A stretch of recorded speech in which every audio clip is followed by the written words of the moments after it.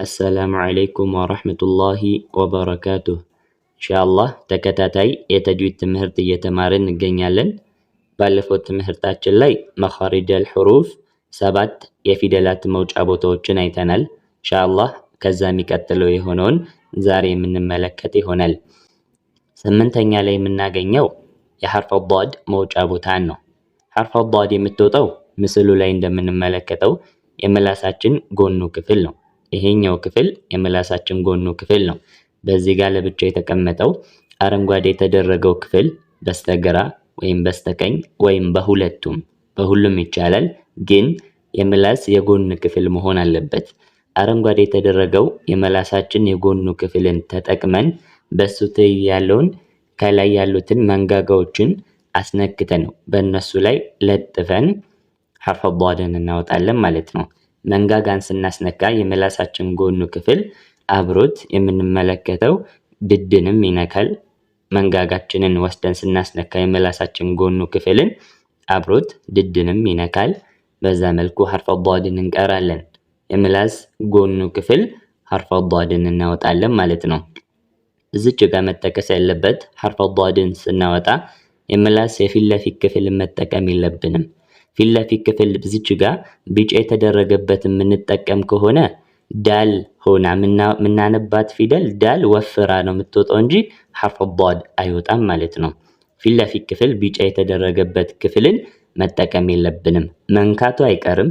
ሐርፍ ዷድን ስናወጣ ጎኑ ክፍል እና ፊት ለፊት ክፍሉም ይነካል። በመንካት ደረጃ የፊት ለፊቱም ይነካል።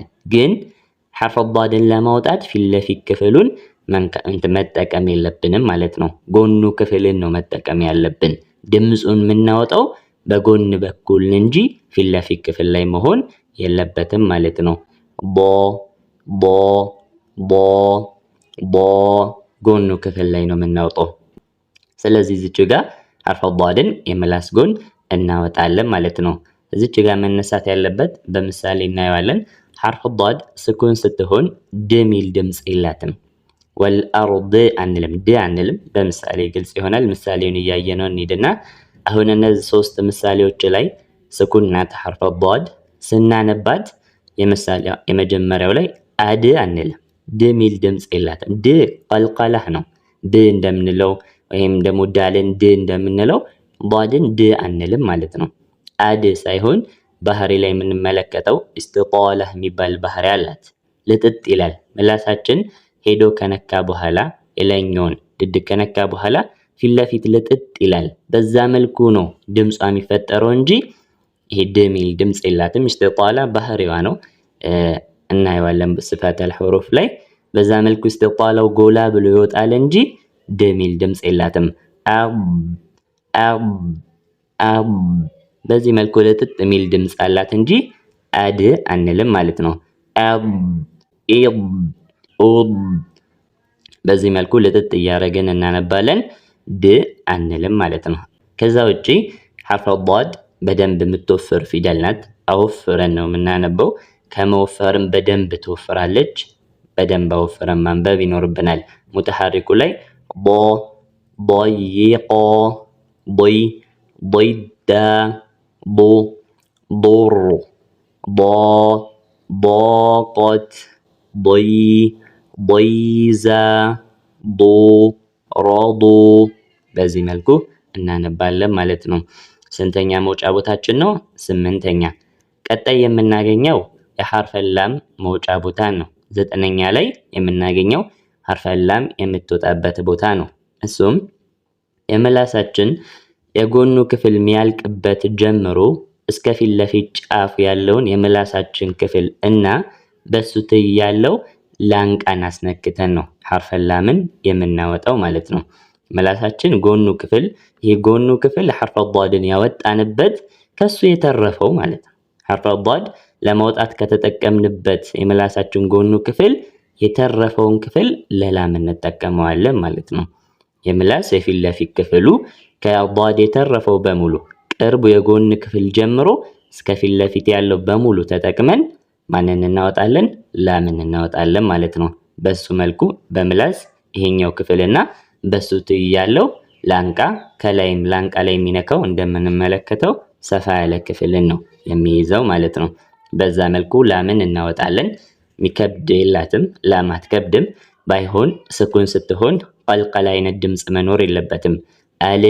አልሐምዱ አይባልም። ያዝ እናረጋታለን። ሱም ሲፋት አልሁሩፍ ላይ የምናየው ነው። በይንያህ የሚባል ባህሪ ያላት የበይንያህ ፊደላቶች ያዝ አርገን ትንሽ እንቆያለን። ለምሳሌ በምሳሌ እናየውና እዚች ጋር ሶስቱ ምሳሌዎች ላይ ላም ስኩን ናት። አል አንልም። በዚህ መልኩ አይቀራም። አል ሳይሆን አልፋፋ አል ያዝ እናረጋለን ትንሽ። በዛ መልኩ ነው እንጂ አል አይባልም ማለት ነው። ከዛ ውጪ የሚከብድ ነገር የለውም። ይሄኛውን ስናነብ እንደ ቀልቀል አይነት ድምጽ መስጠት የለብንም። አልፋፋ ኢልያስ ኡልቁ ለሁም ሊላህ ሉሉእ ላሂያ አሊም መሉማ በዚህ መልኩ እናነባለን ማለት ነው። ላም 9ኛ መውጫ ቦታችን ነው።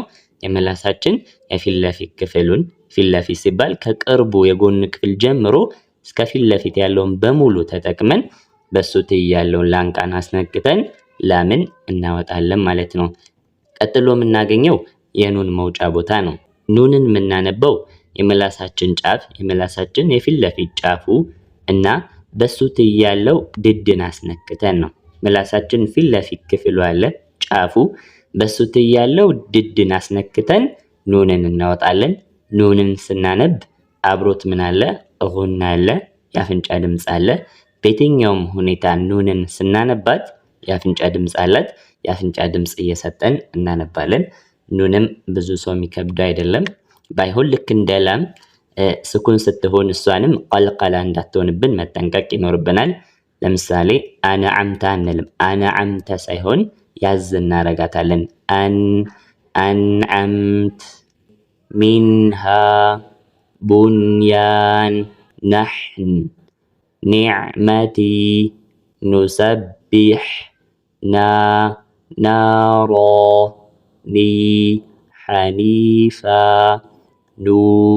ኑሒ በዚህ መልኩ እናነባለን ማለት ነው። ኑን ብዙ ሳይቸግረውም ባይሆን ቀልቀላ እንዳትሆንብን ስኩን ስትሆን ቀልቀላ እንዳትሆን መጠንቀቅ ይኖርብናል ማለት ነው። 10ኛ መውጫ ቦታ ነው። 11ኛ ላይ የምናገኘው የሐርፈ ራ መውጫ ቦታ ነው። ሐርፈ ራ ከኑን ተቀራራቢ የሆነ ቦታ ነው። እሱም ምንድነው? የምላሳችን ጫፍ በሱ ትይ ያለው ድድን አስነክተን ነው ሐርፈ ራን የምናወጣው ማለት ነው። ምላሳችን ጫፍ በሱ ትይ ያለው ድድን አስነክተን ሐርፈ ራን እናነባለን ማለት ነው። ባይሆን ሐርፈ ራን ስናነብ እዚች ጋር እንደምንመለከተው ፊት ለፊት ክፍል ላይ ትንሽዬ ቀዳዳ አለች። ያችን ቀዳዳ መኖር ይኖርበታል። ራን ስናነብ ፊት ለፊት ክፍል ላይ ትንሽዬ ቀዳዳ እንተዋለን። ካልተውን ትንሽዬ ቀዳዳ ካልሰጠን ራ ትደጋገምብናለች። ስናነባት ብዙ ራዎች ይሆንብናል። ያ ማለት ይሄን ቀዳዳ ስንዘጋው ምላሳችን ሙሉ በሙሉ እየተከፈተ ነው ራን የምናወጣው። እቺ ቀዳዳ ስትኖር በዚች ቀዳዳ ራን ይወጣል። ያኔ ራ ተክራሯ አይበዛም። አላት ተክራር ይባላል። ሲፋት አልሁሩፍ ላይ የምንመለከተው ነው። ቀዳዳውን ስንተውለት በዚች ቀዳዳ ድምፁ ሲወጣ ቀዳዳው ጠባብ ከመሆኑ አንፃር ከግራና ከቀኝ በትንሹ እርግብግቢት አለ። ተክራር ይባላል። ሲፋት አልሁሩፍ ላይ የምናየው ነው። ግን ቀዳዳውን ስንዘጋው ፊት ለፊት ክፍል ላይ ሙሉ በሙሉ ስንዘጋበት ሙሉ ምላስ ነው የሚንቀጠቀጥብን። ያኔ ብዙ ሮዎች ይፈጠራሉ። እሱ ደግሞ አይፈለግም። ራን ማለት የለብንም። ይህንን ቀዳዳ ስንዘጋው ሙሉ በሙሉ ይንቀጠቀጣል ምላስ። ድምፁ ለመውጣት ሲል ሙሉ ምላስን ያንቀጠቅጠዋል። ያ ደግሞ ብዙ ሮዎችን ይፈጥርብናል። አንድ ራ ሳይሆን ብዙ ራ ይፈጥርብናል። በዛ ምክንያት አቀራራችን የተሳሳተ ይሆናል ማለት ነው። ስለዚህ ራን ምላሳችን ጫፍ የላይኛው በሱ ትይ ያለውን ድድን አስነክተን እናወጣለን። ፊት ለፊት ክፍል ላይ ትንሽዬ ቀዳዳ እንተዋለን። በዛች ቀዳዳ ራን እናነባለን። ራን ስናነብ እርግብግቢቱ የምላስ እርግብግቢቱ በትንሽ ቀዳዳዋን በዛሽ ቀዳዳ ሲወጣ የሚኖር ትንሽ የእርግብግቢት ወይም ትንሽ የተክራር ካልሆነ በስተቀር የበዛው ብዙ ውር የምንለው እሱ ስህተት ነው፣ መሆን የለበትም ማለት ነው። በምሳሌ እንመልከተውና ለምሳሌ እዚች ጋር አርበዒን በዚህ መልኩ ትንሽ የእርግብግቢት አለ። ግን አሁን ቀዳዳዋን ብንዘጋው አር እርግብግብ ይላል፣ በጣም ይበዛል። ያ መሆን የለበትም፣ ስህተት ነው ማለት ነው። አርበዒን ፊርዓውን ኦርሲል ረገዳ ሪዝቃ ሩዚቁ راجعون ሪሓ ሩሓ በዚህ መልኩ እናነባለን። ራ የምትወፍርበትና የምትቀጥንበት ሁኔታዎች አሉ። 8ቱን የምትወፍርበት፣ 4 የምትቀጥንበትና በሁለት ሁኔታ ማወፈርም ማቅጠን የሚቻልበት ተምረን መተናል። እነሱን እየጠበቅን መለማመድ ይኖርብናል። እዚች ጋር ትቀጥናለች፣ ራ ስኩን ከፊቷ ከስራ ትቀጥናለች። እዚች ጋር መራ ከስራ ትቀጥናለች። እዚች ጋር መራ ከስራ ትቀጥናለች። ሶስቱ የሚቀጥኑ ምሳሌዎች ናቸው። ከዛ ውጪ የምትወፍርበት ሁኔታዎች ናቸው። ተመልክተናል ሁሉንም አህካሞች። በዛ መልኩ ስትለማመዱም የሚወፍረውን አወፍራችሁ የሚቀጥነውን አቅጥናችሁ። እዚች ጋር ምስል ያስቀመጠልን በምትወፍርበት ያለውን ሁኔታ ነው። ምላሳችን የኋለኛው ክፍል ከፍ ብሏል።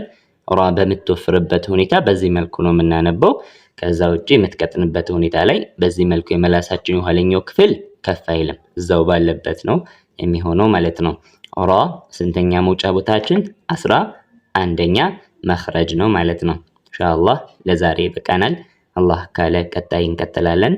አሰላሙ አለይኩም ወራህመቱላሂ ወበረካቱሁ።